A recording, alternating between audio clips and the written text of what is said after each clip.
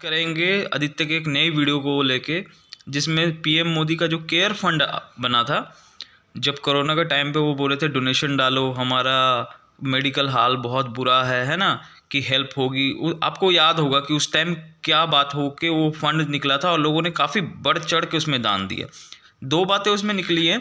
पहली बात तो कि भाई उसमें जो भी पैसा ज़्यादातर आया था प्राइवेट कंपनियों से आया था, और लोगों ने जब पूछा कि भाई उस फंड का हुआ क्या, तो उन्होंने साफ मना कर दिया कि भाई वो फंड के बारे में हम क्यों तुम्हें बताएं, वो सरकारी नहीं है। सरकारी चीज़ों का आप इंफॉर्मेशन ले सकते हो, बट वो प्राइवेट फंड है, मतलब हम उसका इंफॉर्मेशन ही नहीं देंगे आपको क्योंकि वो प्राइवेट फंड है।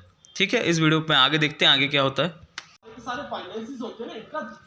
अच्छा, तो उसमें एक बात की गई है जहाँ पर आदित्य बता रहा है कि पहले भी एक फ़ंड ऐसा चलता था और वो गवर्नमेंट डायरेक्ट उस मतलब जो भी पैसा आता था वो गवर्नमेंट यूज़ करती थी उस अपने तरीके से, मतलब गवर्नमेंट के थ्रू वो जाता था।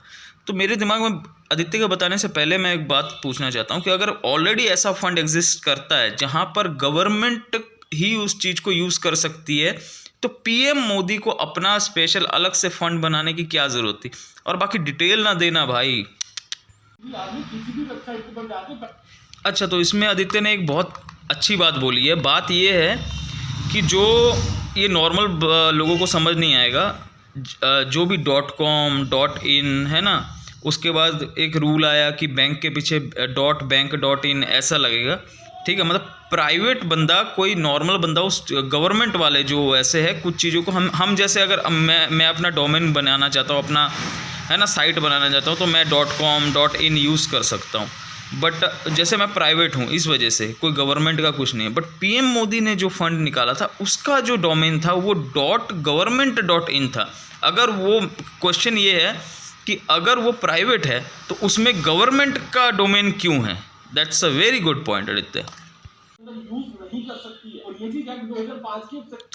अच्छा, तो ये थर्ड पॉइंट जो आदित्य ने एक्सपोज किया है कि भाई जो अशोक स्तंभ है वो कोई भी प्राइवेट कंपनी यूज़ नहीं कर सकती अपने कोई भी फंड में या किसी भी वेबसाइट में, अगर जब तक वो गवर्नमेंट या सरकारी ना हो, कहने का मतलब ये है। बट पीएम केयर्स फंड में वो यूज़ हुआ है। यार क्या हो रहा है यार इंडिया के साथ।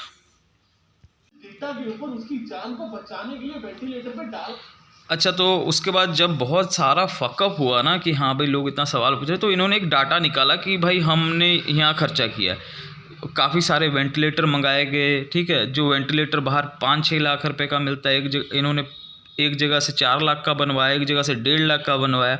बट जो वेंटिलेटर भेजे गए, आप मानोगे नहीं, 80 में से 70 वेंटिलेटर काम नहीं कर रहे, 150 में से 114 का नहीं 110 वेंटिलेटर काम नहीं कर रहे। बाद में जब बोला गया तो बोलते हैं भाई डॉक्टर को यूज़ नहीं करना आ रहा। अरे भाई क्या हो क्या रहा है इंडिया के साथ। नहीं जागोगे मर जाओगे, मेरे से लिख के ले लो। ठीक है, मरना क्या है यार, फिर वही होगा, नॉर्थ कोरिया वाली बात ही हो जानी है फिर तो यार। ठीक है, कि सरेआम धोखाधड़ी चल रहा है, सरेआम सब कुछ चल रहा है, बट कोई सवाल पूछने वाला नहीं है, कोई सवाल जवाबदेही वाला नहीं है। ऊपर से इंडिया का इतना बहुत ज़्यादा बुरा हाल है इंडिया का। और ठीक है, जो बंदे अपने में रहते हैं अपनी खुशी में, जिनका कारोबार बढ़िया चल रहा है, उनको कोई लेना देना नहीं है, आई डोंट नो। ठीक है, बट इंडिया को एक अच्छे से अगर आप पेपर वाइज देखोगे, इंडिया स्टैंड कहाँ कर रहा है हर एक पोजीशन में, एजुकेशन में, हॉस्पिटल में, ठीक है, एयर क्वालिटी को लेके हर चीज़ में इंडिया ख़राब है भाई, हर चीज़ में इंडिया में ख़राब है। और thank you so much Aditya, ये बार बार ना ये टॉपिक उठा रहे हैं जहाँ पर ना लोग डर जा रहे हैं बात करने से, पर I am really thank you so much.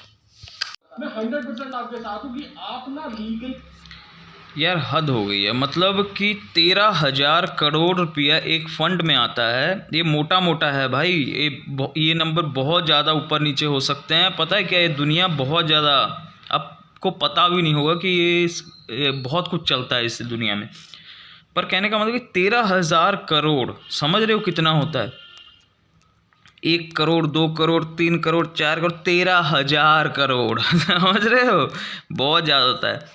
उसके बाद अगर ठीक है वेंटिलेटर्स आपने बनवाया, वेंटिलेटर्स वो काम, अरे भाई नहीं चाहिए सस्ते, आप थोड़े कम वेंटिलेटर बनवा लेते, थोड़े महंगे वाले बनवा लेते जो काम करते।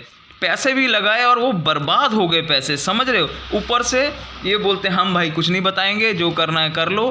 मतलब मेनली वही बात है। देखो यार, पता है क्या, मैं रिस्पेक्ट करना चाहता हूँ, हमारे पीएम हैं, क्यों नहीं रिस्पेक्ट करेंगे उनकी, पर जब ये चीज़ें आती हैं ना बहुत बुरा लगता है, जब सिचुएशन दिखती है बहुत बुरा लगता है। और अगर इन चीज़ों को लेके भगत सिंह ने बोला है, अगर आप बात नहीं करोगे ना तो भाई यही है हमारा हथियार, यही चीज़ें हैं कि सवाल पूछना जरूरी है। ये सही, ये देखो सिंपल सी बात मैं बताता हूँ, एक चीज़ समझ के चलो, जो पहले हो गया उन चीज़, कब कहते हैं ना कि past is past, present is present, ठीक है, इसीलिए इसको प्रेजेंट बोला जाता है। आज जो हो रहा है वो हमारे फ्यूचर को डिफाइन करेगा। जो पीछे हो चुका है, गलतियां जो कुछ हो चुकी है, किसी भी सरकारों ने की है, आई डोंट केयर, पर करंटली, और दूसरा, इंडिया को भाई नॉलेजेबल होना पड़ेगा, इंडिया को सीखना पड़ेगा कि हाँ दुनिया में क्या चल रहा है। इंडिया में तो कुछ लेना ही देना नहीं है भाई, इतने बेवकूफ़ लोग भरे पड़े हैं, इतने बेवकूफ़ लोग भरे पड़े हैं जिनको कुछ मतलब नहीं है, सारा दिन ऐसे कंटेंट कंज्यूम करते हैं कि जिनसे उनकी बुद्धि और भ्रष्ट होती जाए दिन ब दिन। स्कूलिंग एजुकेशन को लेकर कुछ लेना देना नहीं है। अगर आप आज नहीं जागोगे ना तो सच बता रहा हूँ, कल आपके बच्चों का फ्यूचर बहुत खतरे में होने वाला है, ये याद रखना। और कुछ कंटेंट क्रिएटर जो इन चीज़ों को भी सपोर्ट करते हैं, उन चीज़ों के ऊपर बात नहीं करते कि भाई तुम्हारे मुंह पे तो 100 बार थूकूं वो भी कम है। और कुछ लोगों का, जब ये इंडिया एक ऐसे स्टेट पे पहुंचेगा जहां पर कुछ लोगों, जैसे आदित्य, आप कसम से यार आपने बहुत अच्छा, जैसे ध्रुव राठी हो गया, और बहुत, आप बोलोगे ध्रुव राठी जर्मन से पट, भाई उस बंदे ने ना इंडिया को बहुत एजुकेट किया है, ठीक है, ये छोड़ दो। और जिन चूतियों की बात आप सुन के गाली दे रहे हो या कुछ भी, पहले आप देखो कि आपने अपनी ज़िंदगी में क्या उखाड़ा है, ठीक है। आपका घर आपसे चल नहीं रहा ढंग से, सरकार ने अलग जी मार रखी है, ठीक है, हर तरफ फक्ट अप हुआ पड़ा है, आपको नज़र ही नहीं आ रहा यार।